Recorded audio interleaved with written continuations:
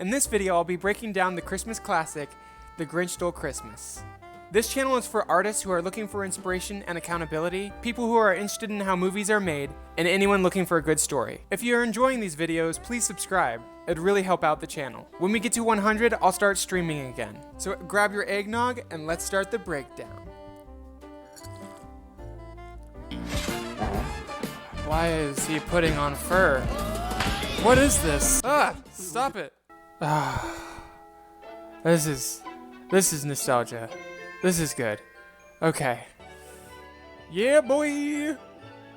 This Christmas special was animated by an old family friend, Chuck Jones. And that's not a joke. My grandpa actually knew him. I never met him, but I feel like I do know him, you know what I mean? If you're just learning about animation and starting to get interested in it, then look up Chuck Jones. He's the best animator when it comes to cartoony. He animated the Looney Tunes series, so. Oh, I want to make a correction to my last video. I thought Rudolph the Red-Nosed Reindeer was animated on 2s or even less than that, because it's a very choppy stop motion, which most stop motion is. And so I was thinking, if it's animated on 1s, why is it so choppy? Because 24 frames a second is really smooth. I forgot this principle in animation of arcs. If everything travels in an arc, then it's smooth. Animating on 2s, it will be more choppy than animating on 1s, but if you're still following a nice line of action, a nice arc, then it won't be choppy. And in stop motion, those puppets were so basic that they weren't able to follow a clean, so every frame it was jittering like up and down, and it was kind of all over the place, so that's what gave it that jittery feel, not the frame rate. So anyway, just wanted to clear that up. Oh, let's frame through and check out this snow. I was thinking that this entire film would be animated on 1s, because I think that's just how Chuck Jones animates. Alright, that music is probably going to get me. All of this is nostalgia feels, but not the most important. Oh, I did want to talk about this. This is hilarious. That is incredible, and a little animation, a little thing that makes animation feel alive. So, in animation, to make it feel really real, have your characters make mistakes. Tiny little mistakes, like this. He goes in, places it on there, right? And as he's leaving, he realizes, oh, that's not straight. And so he grabs it and just straightens it a little bit and moves there. Because that's so real. Like, everybody makes these little micro mistakes in life. So if you want to give your animation more life, always have them like stumble, or when they reach to grab something, have them like overshoot and not grab it, and then like, oh, here it is. If they're like not really looking where they're going, we're like, oh, here it is, and pick it up. That's what makes animation feel alive. Now let's watch that. Yeah, so that's just something cool I wanted to point out. All right, introduction of the Grinch. Well, did not. The Grinch hated Christmas, the whole Christmas season.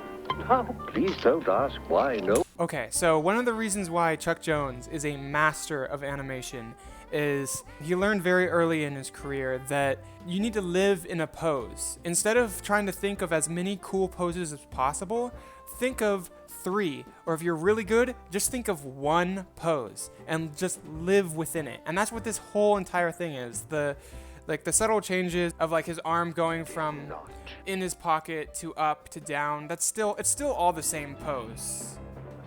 Oh, I guess that's a different pose. Anyway, I didn't notice that. Anyway. Hated Christmas, the whole Christmas season. Oh, please don't ask. When you stay within 1 pose, the audience focuses on the one thing that's moving. And for this, it's his facial animation and how he's chewing a stick.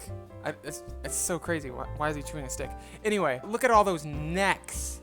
Sorry, that's not necks. Look at all those chins. When he's chewing, and when I talk about arcs, fluidity, and not having it feel choppy, arcs is the reason why. And even in minute details like chewing, his mouth is just going into a clean circle.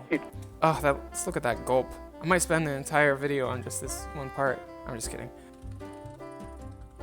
And even this is still living within a pose. Like, it's still this pose, it's just focusing on little micro movements like facial expressions and stuff. Let's look at him swallow a stick. That squash and stretch is so incredible. I love it. Anyway. Yeah, alright. The reason? It could be, perhaps, that his shoes were too tight. It could be his head wasn't screwed on just right. But I think that the most likely reason of all may have been that his heart was 2 sizes too small. But whatever the reason, his heart or his shoes, he stood there on Christmas. The poses in this animation is so cool because since he's like, I mean, I don't know if it's character specific or just show specific. I think it's character specific. Since he's such a like uncomfortable character and so grouchy, they put him in poses that are totally unnatural, like crossing your arms behind your back. Just the timing of how he's dropping his finger there is incredible. Staring down from his cave with a sob. There's like an asymmetrical timing to it where instead of just having someone go tap, tap, tap, tap, tap, it's like tap, tap, tap, or whatever he's doing. Asymmetry makes things interesting. For he knew every who down in who. Okay, so I talked about this in previous personality breakdowns, which this is more of like a personality and animation breakdown, is to emphasize a character, you should have characters that contrast that character. So, of course, the Grinch, for some reason, has a dog, and the dog is 100% the opposite personality. He's all happy-go-lucky, and the Grinch is like a total grump, and it makes both of their characters shine when you have contrast like that. Beneath was busy now. Just look at that, the contrast of the facial expressions. The Grinch looks so grumpy and angry, and his brows are up, and you look down, and he's like up, perky happy, his tail is wagging, and his eyebrows are up, and he's got a cute little smile. He's just in a great mood. Anyway, contrast, it's important. Hanging a holly wreath. I want to look at that. I don't know why the Grinch has a dog if he has so much disdain for it. Just positivity in general makes him so angry. And they're hanging their stockings, he snarled with a sneer. Tomorrow is Christmas. It's practically here. Such a funny cartoon trope. The eyeballs bulging.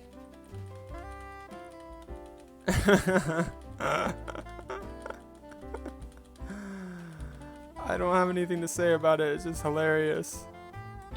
It's practically here.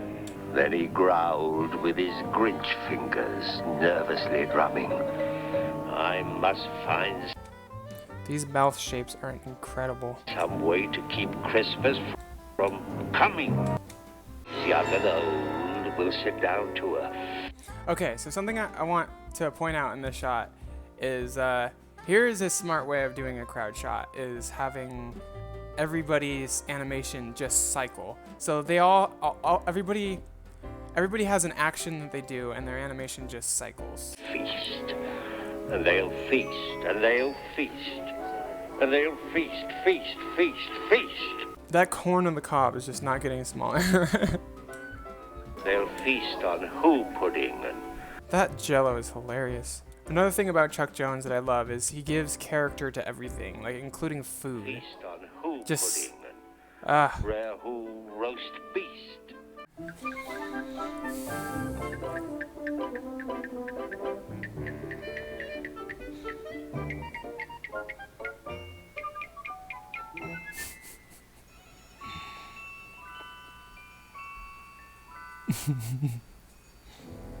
it's so unpractical, but it's super endearing.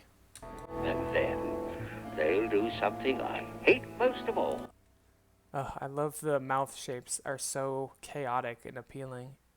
And the teeth are like jagged as And here's a great example I mentioned in my anim vlog, which check out my anim vlog, people.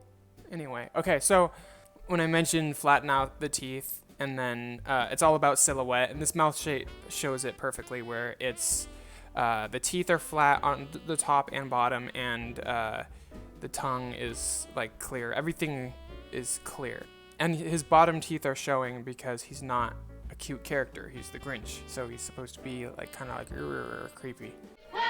This is so cute. They'll sing and they'll sing and they'll sing, sing, sing, sing. And the more the Grinch thought of this whole Christmas sing. So funny. He just takes all of his anger out on his dog. It makes him so fun to hate. Must stop. Then he got an idea. An awful idea. The Grinch got a wonderful, awful idea. Alright, so when it comes to like being cartoony and pushing a pose, this is like the quintessential example of how far you can push a pose. Does it even go further than that? No, that's as far. That's the peak. So his lip corners go past his eyeballs. It's so good. It doesn't have to make sense. It just has to be relatable. It's like, oh yeah, I've seen someone that wicked. Anyway, let's see. Everything, even down to his hair, is moving. Oh, this is actually animated on 2s. Watch. 1, 2, 3. Okay, that's on 2s. 1, 2, 3. That's on 2s. 1, 2. So yeah, so some of this is animated on 2s, but like I said before, the arcs are so clean that it feels fluid. I know just what to do. The Grinch laughed. That is some Chuck Jones timing right there. To do the Grinch. Alright.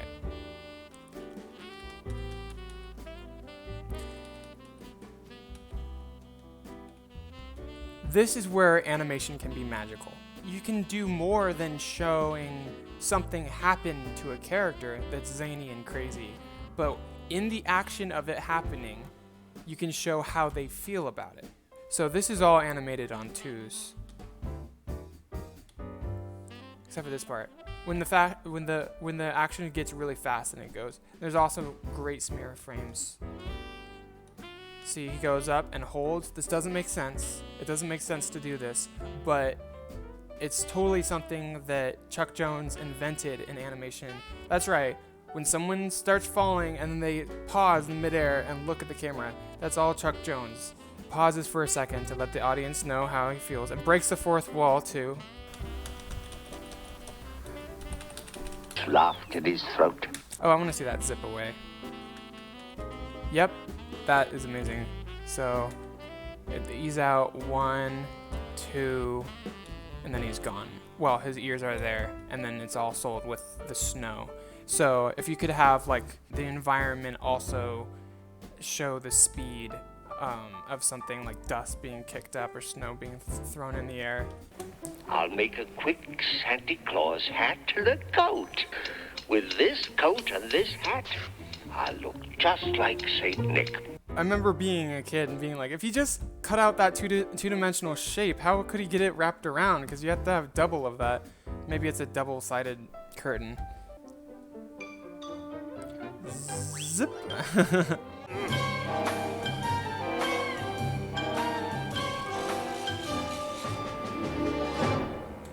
This always creeped me out as a kid. I was like, wouldn't that hurt the dog? But he's just like, he's like, what? It's fine. Empty hole, your brain is full of... Okay, so here's another part that shows the brilliance of Chuck Jones. And, well, anyone else working on this too. Failure. Showing failure is amazing, where something's too heavy and then it's like it doesn't work. What's the funniest way that we could show it not working? And just like the teeter-totter movement of that gets a really big reaction. And then the problem solving is great.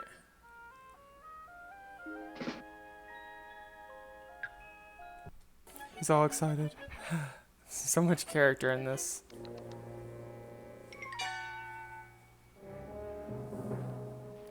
When I was a kid, I used to watch this movie all the time, especially around Christmas. And I remember one year I got really sick and I would just watch it over and over and over again. And all of a sudden, the TV split into two. My vision crossed for some reason, which I guess can happen when you get really sick. And so I had to take a really cold bath and I was still seeing double vision. And then when we went to the doctor was checking up on me and held up my hand and was like, hey, how many fingers do you see? And I didn't know why he was doing that. So I saw 2 fingers, but I also saw 2 hands. So it's like, well, obviously he's holding up 1 hand, which means he's holding up 2 fingers. So it said, oh, 2. And he kept doing that and doing the whole thing. And I'd say the right number every time. And then we left, and he just told my mom that I was lying, which I wasn't lying. And then later in the day, my vision just went back to normal. So I don't know what happened. I don't know what that was. Maybe you guys can tell me what happened to me. But I was like maybe 7 or 8 at the time. Anyway, quick story, weird story.